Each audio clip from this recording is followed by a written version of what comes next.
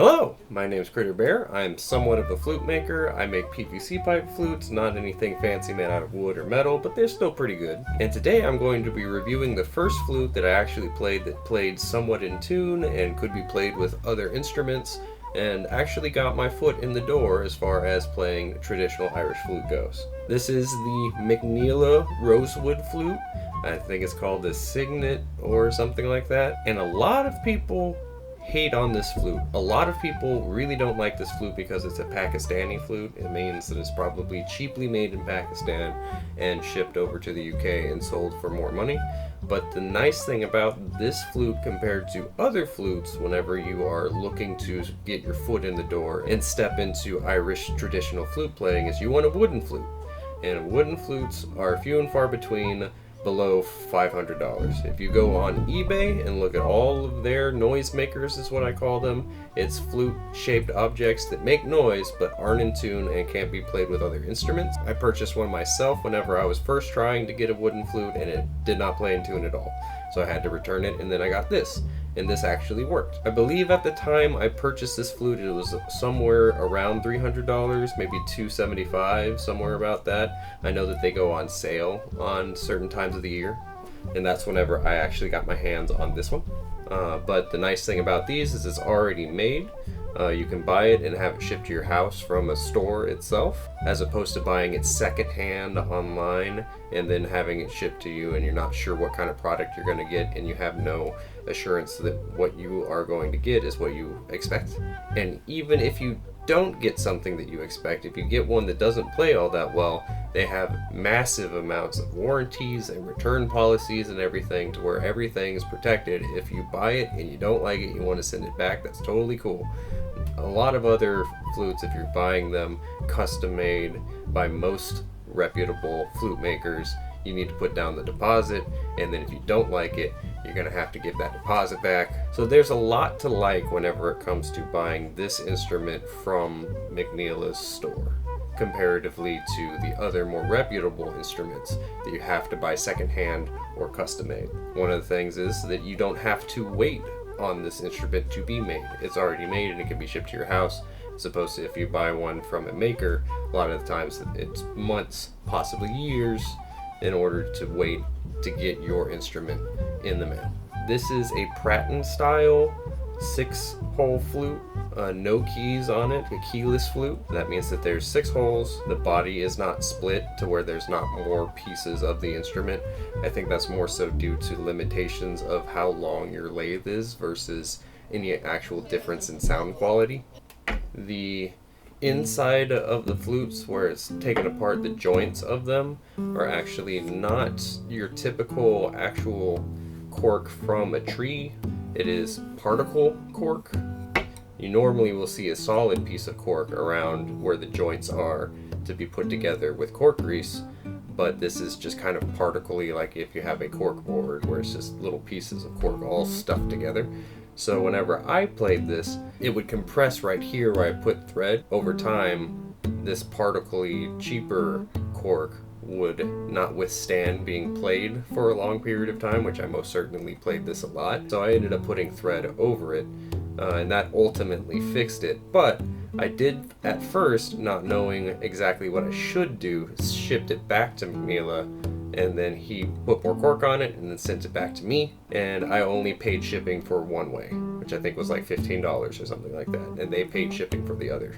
I was excited to have my own wooden flute, so I ended up making my own end cap on my own lathe for the first time, though this isn't going to be the same end cap that you get, of course. As well as they kind of update their design from time to time, or maybe they have multiple manufacturers that make these, so there will be slight differences in the design depending on when you purchase these flutes. The insides of these flutes are pretty rough cut a lot of the time. They're not super smooth or finished on the inside very well, but I don't really see too much of a difference in quality whenever it comes to playing. I think a lot of the tone and sound comes from the embouchure hole, which, as you can see, the embouchure hole is not perfect.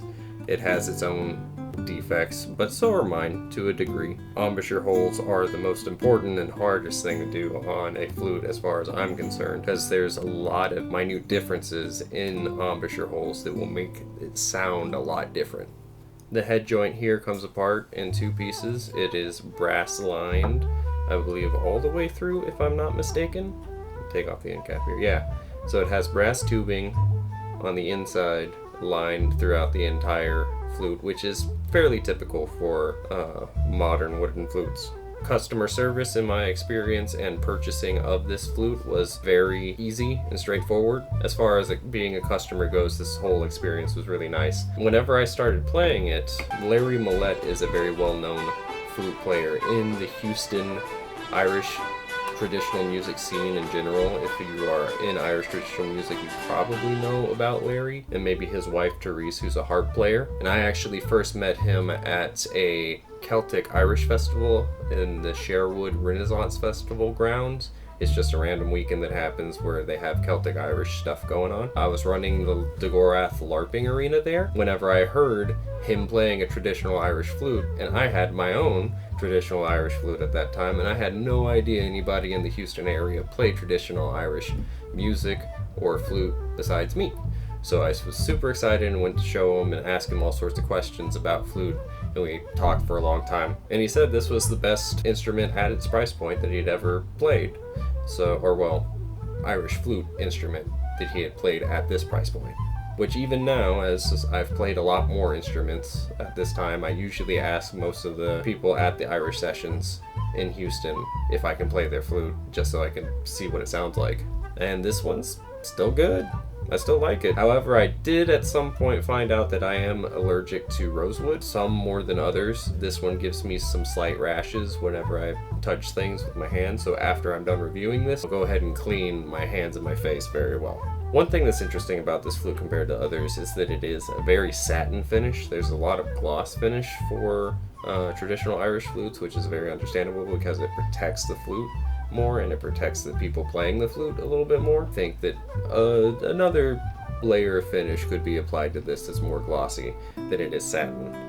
That would help not only with people who might be allergic, but also so that it doesn't absorb moisture and things like that as much. The flute itself actually comes also in a Mcneela flute carrying case, and I can't say enough good things about this case.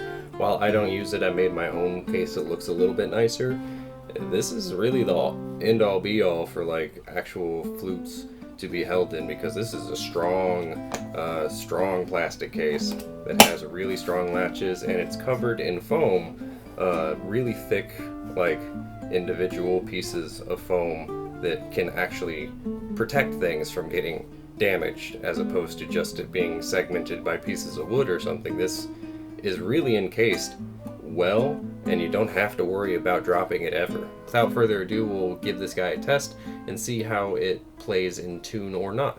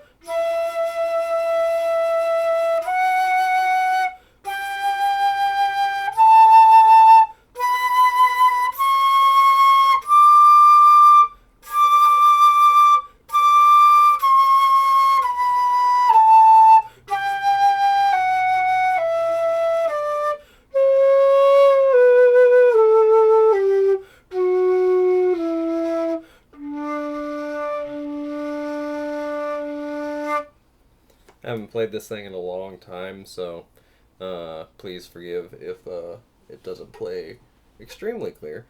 I have to kind of find the note again. Maybe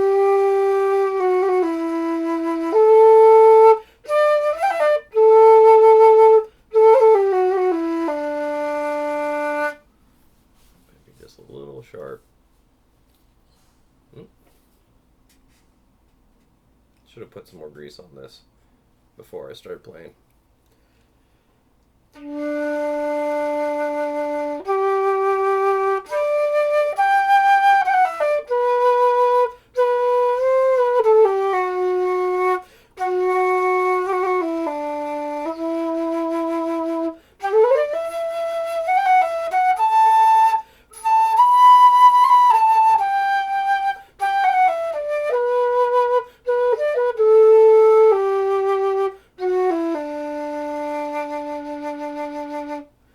found with this instrument is that the C sharp is kind of flat. Yeah, it's pretty flat, honestly. But a lot of, I think, actual Pratons or other instruments like that, the C sharp can be kind of flat. So what I would do normally is take a drill bit, and if it's flat and I need to make it sharper, the hole needs to be bigger. So I always have to put it opposite in my mind, because I think a bigger thing is going to sound deeper and a smaller thing is going to sound sharper. But in flute playing, the hole being bigger means that it's going to be sharper. That's the one. But since I'm allergic, I don't really want to do that. I could, and I still might, and just wear a lot of protective equipment. That's not going to be a now thing.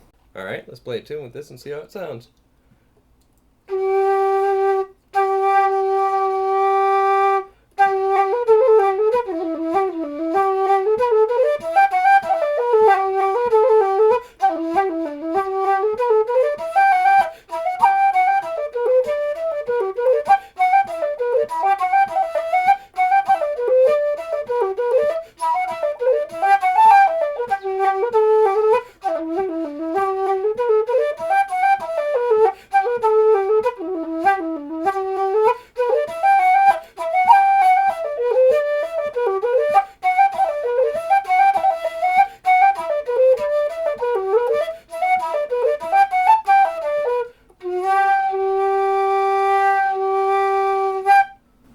Yeah, overall it's good.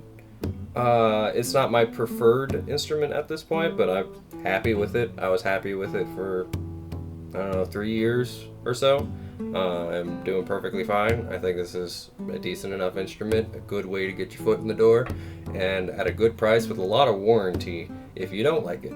So I personally don't see all the hate behind it being valid. I think a lot of people probably are like, oh, I bought a $5,000 flute, and now it's a really good flute, and I like it, and everything else sucks comparatively. It's like, yeah, sure. But I don't think it sucks that much. You know, I don't think people need to be foaming at the mouth about it, but that's just my opinion. I am just one flute player out of thousands and thousands, so be sure to watch other people's views on it and see how they think about it. But I'll see you in the next one.